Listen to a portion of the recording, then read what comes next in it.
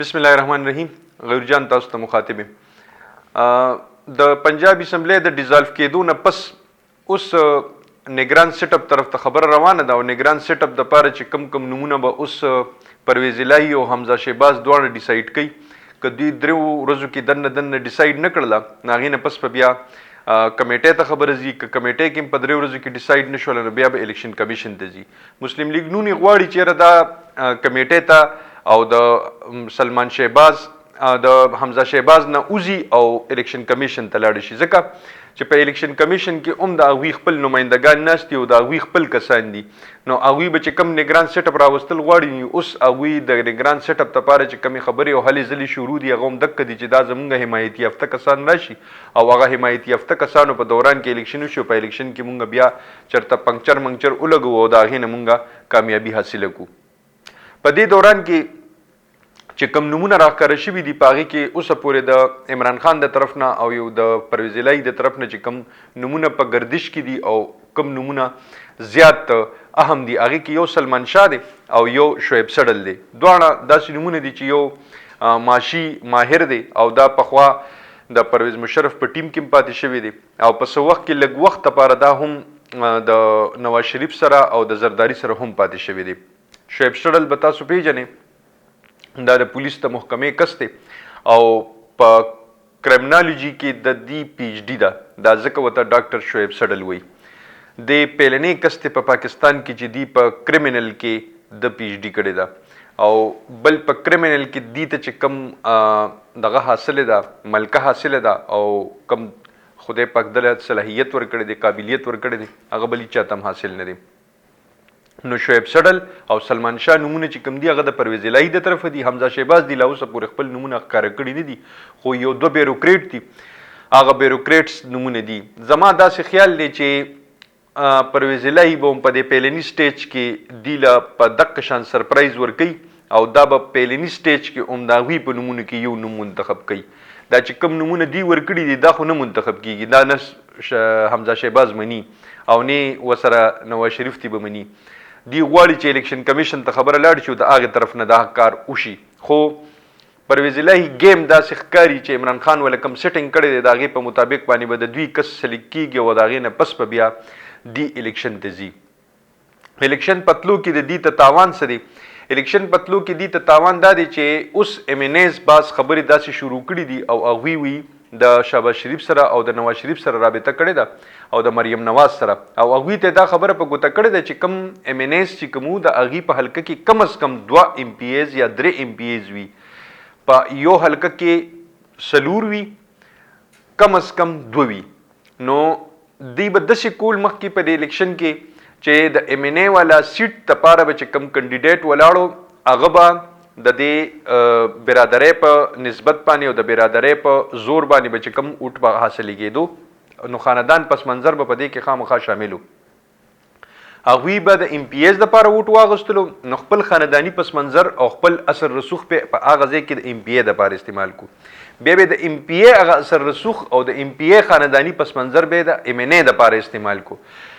په دې کې به چې کومه خرچه کېدله نو هغه به ایم پی ایز او ایم ان ایز دواړو به ډیوایډ کړلې نو که په 3 کسانو باندې په 4 کسانو یا په 5 کسانو باندې به څونه خرچه هم راتله نو هغه به ډیوایډ شوله نو په قومي انتخاباتو کې به د صوبایي او د قومي اسمبلی د دواړو انتخابات په هغه یوه خرچه کې کېدل اوس دې سره دا غم او فکر شو چې را اوس ما دپاره که ایم پی ای اوس دې وخت کې منډې ووهي نو ایم ان ای وایي چې بیا خو ما دپاره دا ایم پی ای منډه نه وهي که دغه ځای نه زما ایم پی ای وبایلله نو هغه خو بیا زما لپاره منډه نه وکړي بل هغه خرچه خو ما سره بیا هغه ډیوایډ کوي نه نو په دې باندې اوس یو مسله روانه ده او د هغوی غوږ ته وي دا خبره رسېدلې ده او نواز شریف په خپله هم وي د عام الیکشن په حق کې دی دې دوران کې یو لطیفه بلاول بټو کړې ده او بلاول وی چې دې وخت کې پاکستان ته د الیکشن څه ضرورت دی نو وی دا هغه کس وی چې بلاول به د دې مهنګایۍ خلاف مارچ کولو د دې حکومت خلاف مارچ پې کولو او اکثر لبه په اسمبلی په فلور باندې ویلي چې تاسو ریزاین ورکې او نوې انتخاباتو کې هغه وخت کې د انتخاباتو څه ضرورت و هغه وخت کې خو د مهنګایۍ شرحه په 11 او د 12% په منځ کې وه اوس 31.7 او 32% ته اوس د شماریاتو په مطابق باندې رسېدلې ده هغه وخت کې ریزرو 16.6 ارب ډالر او اوس تا سره 4.6 ارب ډالر دي. په دې دوران کې شهباز شریف وی خپل ایم ان ایس ته موږ دا خبره کړې ده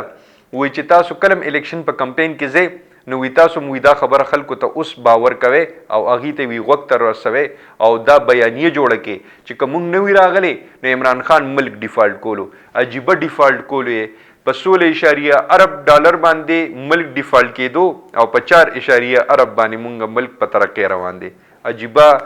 د دوی انکشافات دي چې دا روان دي. خو دا سیاست دی. د سیاست لپاره دوی هر څه کولیم شي او کوي.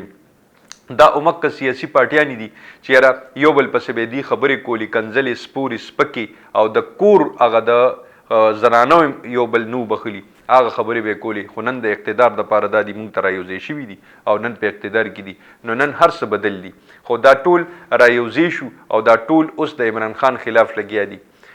پر روان وخت کې به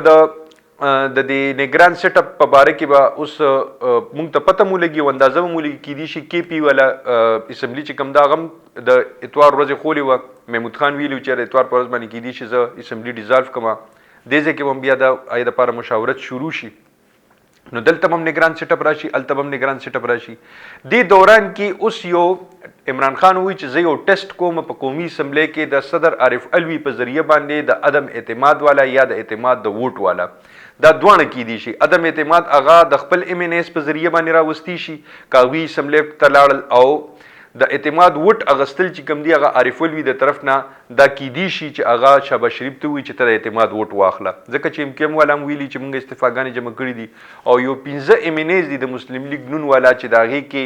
د یو تعلق د وسطي پنجاب سره دی او د څلورو جنوبي پنجاب سره دی. وی هغوی وی عمران خان سره ملاقات کړی دی که چېرته موږ ته دا باور وکړي شي چې موږ ته به د پی ټي آی ټیکټ میلاویږي نو موږ بیا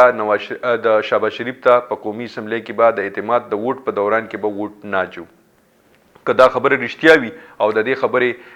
رښتیاوالی به موږ ته په یو څو ورځو کې اندازه موشي او عمران خان وایي چې شهباز شریف پرانه اوس خوب ونه کړي او هغه به اوس د خوب ګولې اچوي وایي دله به زه داسې سرپرایز ورکوم نو کیدای شي چې بیا دا خبره ټیک وي ځکه چې عمران خان سره بعض داسې پتې دي چې په هغه که هغه شو کړلې نو کیدای شي چې د هغه خوبونه وتښتي. را روانو ورځو کې به موږ ته د دې اندازه لګي. خوشحاله او بریالي اوسئ. د لوی الله په امان.